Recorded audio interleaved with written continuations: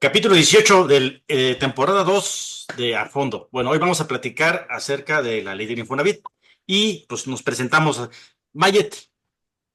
Hola, buenas noches, compañera, compañero y a toda la audiencia que hace el favor de escucharnos y vernos. Eso sí, Buenas noches, Maggie, Valde, y a todos los compañeros que hacen favor de vernos cada 8 días. Gracias. perfecto. Muy bien. Bueno, vamos a hablar de este proyecto de iniciativa de ley que presentó la Presidenta de la República, a lo que es la Infonavit. El Infonavit, como lo conocemos, pues gran parte de la gente, seguramente habrá muchos empleados, muchos compañeros que a lo mejor tienen pues ese beneficio, ¿no? De contar con el Infonavit porque tienen un empleo formal, ¿verdad? Pero obviamente, pues quien no ha estado en una vida formal, pues siempre ha extrañado las cuotas obrero-patronales y las que pone el gobierno para cuestiones del Infonavit y en su caso también del Fobiste, ¿no? Digamos que esto existe en pocos países, ¿eh? O sea, no está en todo el mundo. De hecho, por ejemplo, los gringos se sorprenden cuando dicen que alguien puede obtener una casa que parte o por lo menos el crédito te lo otorga el gobierno a través de tus cotizaciones y hay una cuota que pone el patrón, además de una cuota que pone el trabajador, ¿no? Entonces, hay unas cuestiones que son muy buenas, digo, de lo bueno que hizo el PRI hace muchos años, ¿verdad? Bueno, y empezamos, Mayet. Bueno, es algo que está generando mucha controversia. La derecha, como siempre, pues también está tratando de manipular la esencia de la reforma. Muy seguramente, pues han visto pues estos debates que se llevan a cabo. Hoy justo vi uno con el del PRI, ¿cómo se llama? El esposo eh, de la que iba a ser, bueno, la candidata a la gobernadora de Hidalgo. Se me fue el Ah, nombre. Moreira, Ese mero, sí. ha de ser muy Rubén tonta. Moreira.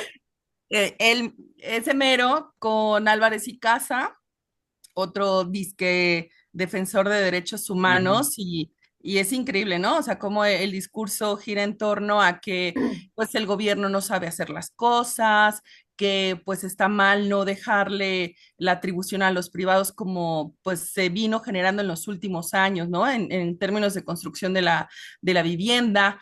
Y bueno, esa es la esencia o una de las partes de la reforma que me parecen bastante importantes por parte de los legisladores de Morena, pues ellos argumentan, yo no he tenido oportunidad de checar meramente la iniciativa, pero por lo que dice tanto la presidenta como los legisladores es que hay un fondo, sí existe un fondo de alrededor de 40,000 millones de pesos que se tiene por parte del Infonavit o sea, que toda esta bolsa, digamos, se recauda por cartera vencida, por emisión de bonos, por recaudación fiscal, etcétera. Y eso es lo que dispone administrativamente este organismo, pero ahora lo que se quiere es que el gobierno sea quien proporcione todo en relación a vivienda, pues, y que no sean los privados que, pues, mayoritariamente son los que abusan, pues, de estos créditos que a lo largo del tiempo se vuelven incosteables o que inclusive puede representar más de 5 veces del valor original de la casa. Entonces, pues me parece que es una reforma de gran calado y tendremos que ver pues cómo se reglamenta, sobre todo en las leyes secundarias. Sí, sí, de hecho, digo, para poner en contexto a la gente, ¿no?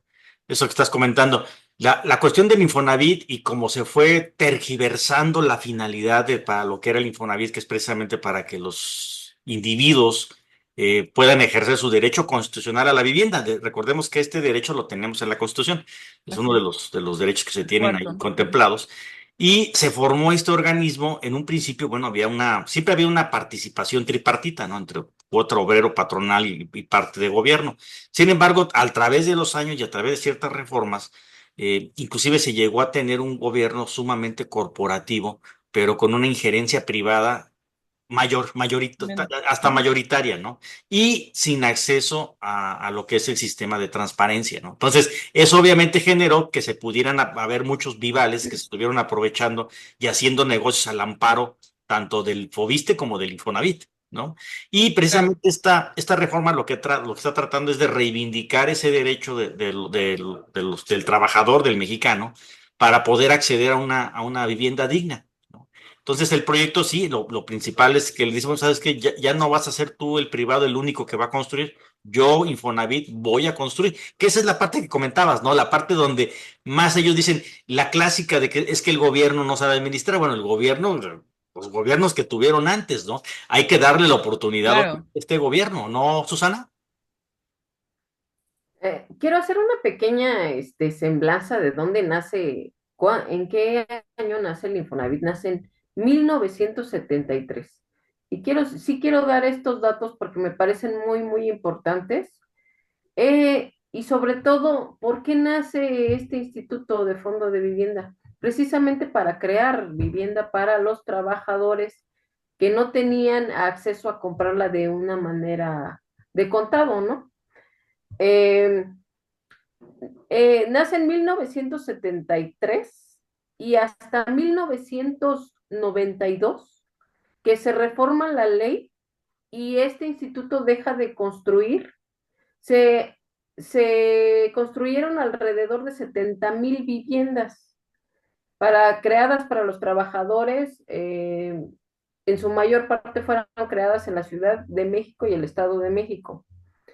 Hasta la fecha, el Infonavit ha construido 12 millones de viviendas y la reforma pretende, uno de los puntos importantes que pretende es que vuelva a construir viviendas este instituto y sobre todo erradicar la corrupción que se ha dado dentro del mismo.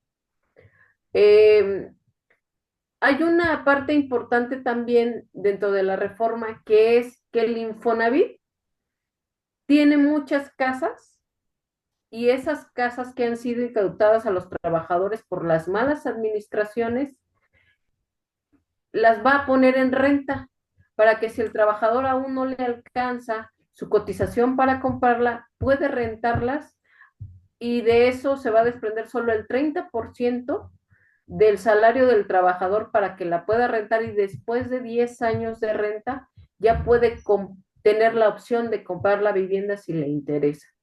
Creo que uno de los principales puntos que ataca la reforma principalmente es la corrupción. Hay dos puntos álgidos en esta reforma donde entraban las cotizaciones del trabajador y las cotizaciones, bueno, que se daban de parte del patrón para el trabajador, pero había dos representantes de parte de ellos y no se tomaba la decisión junto con el director general del Infonavit, es decir, nada más el patrón y los representantes del trabajador tomaban las decisiones y era cuando se daban los casos de corrupción. Los vamos a comentar más adelantito. Sí, totalmente, ¿no? Y de hecho, fíjate, dabas un dato bien, bien importante, ¿no? El Infonavit en años anteriores, cuando construía casas, logró hacer 75,000 casas en un tiempo bastante largo.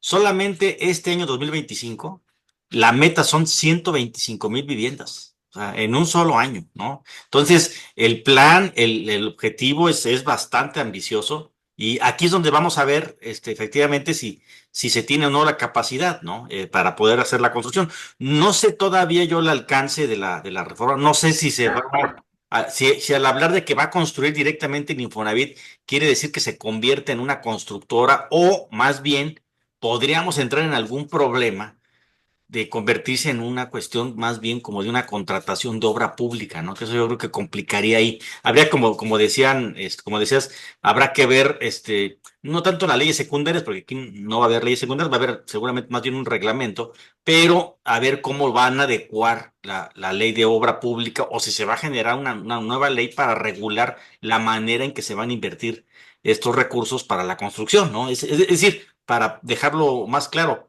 ¿vas a contratar constructoras para construir o tú te vas a convertir en una constructora del Estado, como en algún momento han habido en varios estados y municipios? Y esa sería aquí la disyuntiva, ¿no, Mayet? Sí, es un tema que representa muchas aristas.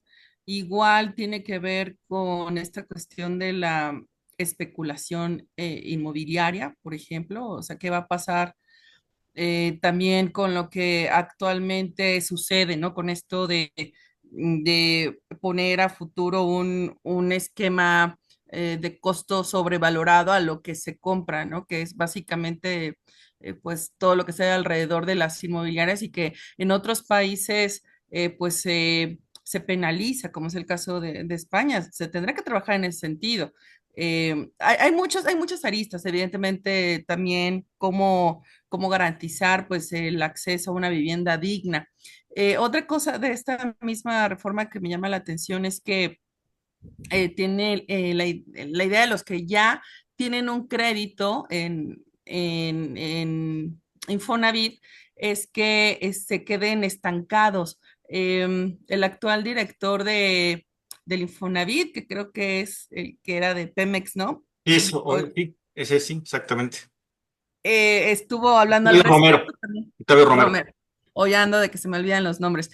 Pero bueno, él estaba dando unos datos también bastante fuertes de cómo es que un crédito, por ejemplo, de 249,000 pesos, al final, pues el derechohabiente termina pagando arriba de 1,300,000 pesos en el periodo en el que se le da el crédito, alrededor de unos 30 años.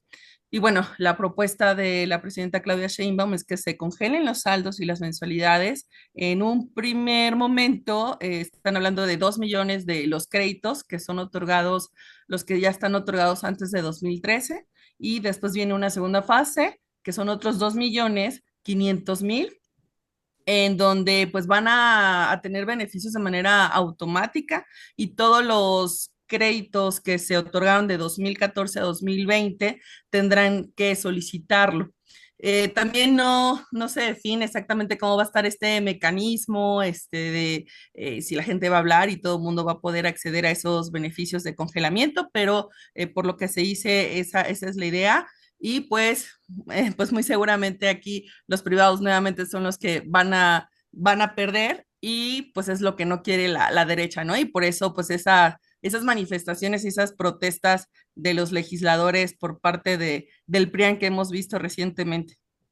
Sí, de hecho se hablaba, ¿no? También respecto de lo que comentabas de la especulación inmobiliaria, donde el gobierno tuvo a bien desde el sexenio pasado en ir haciendo reservas territoriales precisamente para poder construir los inmuebles. Entonces ya se tienen Ujú. al parecer, mencionaba el director del Infonavit, que ya tienen en 29 estados, solamente le faltaron dos o tres, para poder tener las reservas territoriales y ahí construir estos inmuebles, ¿no? Ojalá y también si se tenga esa capacidad técnica de cuestión de desarrollo urbano para Claro, poder poner claro, en esos lugares, obviamente que no se convierte esto en que, pues ahora cómprate tu coche porque no va a haber transporte público y tu escuela de tus sí, hijos te va a quedar a 20 kilómetros, ¿no? Y te vas a meter al tráfico, que esa es otra cuestión también muy ¿qué fue importante lo? Exacto. que no se respetaba por los inmobiliarios privados, ¿no, Susana?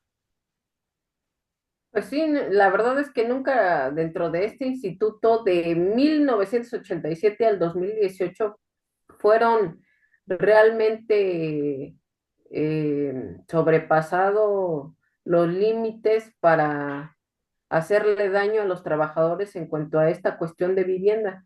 De 1987 al 2018 se otorgaron 4 millones de créditos, pero estos créditos tienen una característica importante, que como dice Mayit, se convirtieron en créditos impagables. ¿Por qué? Porque estaban tasados en salarios mínimos.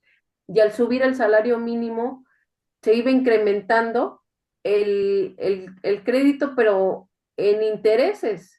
Siempre estabas pagando intereses, nunca podías llegar a pagar a tu saldo de vivienda. Entonces, se revisaron estos casos y en el 2018 Andrés Manuel da la orden de que se revise todo esto y sobre todo que separaran los desalojos, porque había muchos desalojos a los trabajadores de sus viviendas por pagos retrasados. No podía retrasar porque ya entraban los bufetes jurídicos en masa hacer los desalojos. Esas eran las actuaciones que se hacían. Entonces se vienen analizando todos estos antecedentes hasta el periodo de Claudia, donde se viene destapando toda la corrupción y pues eso es lo que hace realmente la reforma, ¿no? Destapar esta corrupción y ver y checar estos 4 millones de créditos para que se puedan congelar a los trabajadores, que en este caso van a ser efectivos 2 millones, y para que puedan hacerse pagables esos créditos, se van a revisar, porque ya hay gente que ya los pagó 2 o 3 veces su casa, y entonces es algo importante, ¿no? Qué bueno, porque sí, sí conozco casos y la verdad es que, Es que pues, prácticamente eran contratos privados como si fuera un banco, ¿no? Se crearon esos sofoles y entonces son bancos pequeños que ni son bancos, pero te cobran el interés a una tasa bancaria normal, ¿no? Hipotecaria. En lugar de ser un beneficio para el trabajador, pues acababan beneficiando más bien a los bancos, ¿no? A los sofoles. Y fíjate que en adición a esto, creo que también hay dos partes de la reforma muy importantes, ¿no? Uno es la autoconstrucción de la vivienda, ¿no? Que te va a permitir tú mismo, si tienes el terreno, poder construir tu inmueble, ahora sí que a tu gusto, con los materiales que tú escojas, a lo mejor mejores materiales, y no tener que irte a lo que ya el mercado te da. Eso cuando tienes el terreno. La otra también es que te permiten la adquisición del terreno y tú poder también hacer la construcción. Y la otra modalidad es que tú puedas inclusive, que ya se daba, ¿no? Al parecer, esa creo que ya se daba, que podías tú comprar casas ya de segunda mano, ¿no? Mayet. Sí, sí, es correcto. Pues sí, me parece que es una reforma muy necesaria. Veremos justo como mencionan en qué términos se genera la implementación, porque no es fácil. Finalmente estamos hablando de que es un enfrentamiento también con el poder económico, pues con estas inercias, resistencias que todavía no terminan de morir definitivamente. Habremos que contribuir también a las mejoras. Todo es perfectible en términos de legislación, pero aquí lo más importante pues es cambiar justo este paradigma de cómo se ve al trabajador, trabajadora que, que gana aún todavía el salario mínimo y qué mecanismos se echan a andar pues para garantizar mejor condiciones de vida, que finalmente ese es el centro del proyecto de la 4T. Ujú. Sí, también otro punto importante es también regularizar la cartera vencida, ¿no? Que tienen los patrones que le descuentan la cuota al trabajador, pero luego no la pagan, ¿no? Entonces, pues, sucede también Exacto, algo sí, así, son ¿no? muchos, Y, son y- muchos y eso, pendientes, claro. sí, y afectaba obviamente al trabajador donde le negaban el crédito en todos lados, ¿no? Bueno, nos echamos una última ronda y cerramos, ¿no?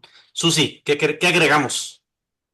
pues fíjate que la reforma tiene su razón de ser y su trasfondo sobre todo, y quiero recalcarlo en la parte de la corrupción. Hubo un caso que realmente es muy alarmante y se ha mencionado ya varias veces en la mañanera, donde una constructora quedó de entregar casas por 100 millones de pesos, ¿no? No las entrega y en lugar de que se sancione a esta constructora, se le, se le gratifica otorgándole 5.000 millones por esa operación. Y fíjate que el director, que quiero recalcar su nombre, que es Octavio Romero Oropesa, dice algo en una nota muy importante, porque dice que hubo dos directores del Infonavit, que es Sí. David Penchina y En China. Alejandro Murat, ¿sí? En donde dice que David Penchina avala ese contrato de los 100 millones y Murat autoriza el pago de los 5.000 por no haber hecho efectivo la entrega de casas. O sea, en lugar de que hubiera una sanción y de acuerdo a la cantidad, le retribuye 5.000 millones. Yo eres senador. Ahorita Senador, ¿no? Y ahora senador este por caso Morena. está en fiscalía. Ya se logró que se le retribuyeran al Infonavit 2.000 millones, pero pues falta que entreguen 3.000 millones, ¿no? Y seguimos en el estira y el afloje en fiscalía, General de la República. Claro que los patrones siempre van a decir que es dinero privado y así lo están recalcando, que como ellos dan las aportaciones es dinero privado, pero claro que no, es dinero del trabajador y por eso tiene que volver a funcionar este instituto, para que realmente se cuiden los intereses del trabajador y que realmente la vivienda no nada más le des una casa a un trabajador, sino que realmente sea digna, ¿sí? Con buenos materiales y que sea construido en lugares, como dijo el señor Oropesa en la mañanera, que van a comprar terrenos o que ya se tienen terrenos, pero que realmente no estén lejos de la zona, porque si no, llegan a ser casas, pues, que no son habitables, vamos, porque no tienen Sí, los servicios cerca y que realmente no son funcionales para el trabajador. sí, Se es lo tiene que que decíamos, volver a ¿no? reivindicar, se tiene que volver a reivindicar este instituto por el bien de los mexicanos y yo creo que desde la ciudadanía se tiene que impulsar también. Y sabes qué, creo además que esta reforma es sumamente oportuna y necesaria en esta época, ¿no? En donde tenemos las generaciones en donde ya no van a tener los recursos para poder comprar una vivienda, ¿no? La mayor parte de la gente, ya ni siquiera hablamos de los jóvenes. O sea, hoy una persona de treinta y tantos, 40 años, que es la gran mayoría de la gente que no tiene un sueldo arriba de 80,000, 100,000 pesos, se va a ser sumamente difícil que lleguen a adquirir un inmueble, ¿no? Entonces, yo creo que ahora es la oportunidad que se tiene. Espero que se aproveche, espero que se haga bien. Y bueno, pues es una cuestión donde ya veremos la capacidad real del gobierno, ¿no? Mayet, cerramos. Sí, y hay que tener cuidado, como siempre, con esta manipulación, con estas narrativas de los medios de comunicación, de la derecha, al decir también que se le va a quitar, o sea, este temor que infunden generalmente ante una reforma, una iniciativa de reforma de gran calado que va en contra justo de los intereses de siempre, pues porque se está manipulando mucho la información al decir que pues se va a quitar directamente el dinero. Ellos lo que dicen es que en realidad va a ser como una cuota para los trabajadores y que ese fondo es el que se va a manejar y ahí de eso es que se van a construir las viviendas y demás, una serie de situaciones ahí un poco, muy, pues muy de infundir miedo, Fantasiosa, ¿no? Porque sabemos que eso es fantasiosas, totalmente exacto, fantasiosas. que Este, sabemos que es su estrategia, ¿no? O sea, no eso es su estrategia mundial, pero pues hay que tener cuidado con eso y darle seguimiento en qué deriva pues toda la reglamentación. Perfecto. Muy bien. Bueno, pues nos despedimos entonces, Susi. Sí, nada más quiero recalcar que precisamente la reforma se da para cuidar el corazón de ser del Infonavit, que es cuidar los dineros del trabajador. Y que si no lo ejercen, que sepa nuestra audiencia, que nadie los engañe porque hay muchos lobos acechando sus recursos de cada trabajador, por cierto. Ese dinero es intocable y si ustedes no lo ejercen, se va a su fondo de El fondo de pensión, pensión. que es Exacto. muy importante. Mayet, nos despedimos. Pues muchas gracias y pues nos estaremos viendo en una semana más con otro tema. Perfecto, pues muchas gracias, compañeros que nos ven. Y pues ahora sí, como dice Susana, que nos den su bendecido like, ¿no? Nos Sí, vemos. Hasta like. luego.